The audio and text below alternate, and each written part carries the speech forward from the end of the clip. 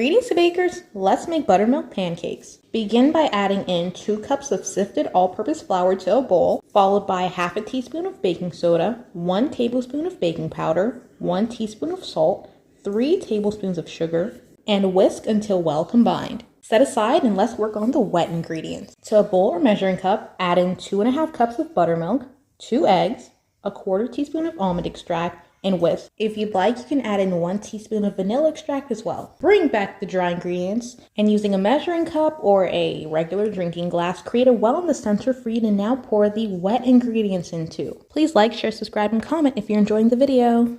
Now whisk the ingredients as I read to you the verse of the day. James 4 verse 8. Draw near to God and he will draw near to you. Once you're done whisking, add in 2 tablespoons of melted butter and whisk again. Don't overmix, just mix until combined. That's the texture you're looking for. Now let's cook. I made a few pancakes previous to this one. That's why the pan looks the way it does, but now I'm showing you how to make it. Spray the skillet with non-stick cooking spray and pour in 1/4 cup of your pancake batter and let it cook until bubbles start to rise to the surface. After a few minutes, flip the pancake and repeat until the bottom is cooked. After that, make more pancakes. Once you're done, stack your finished pancakes sky high, as I'm doing here. Really, just stack 4 pancakes.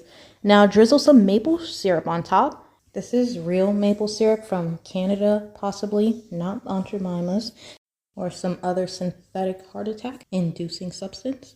Garnish with butter and or fruits. Admire your beautiful creation and give yourself a big old pat on the back. Now watch me cut into this pillow soft stack of perfection.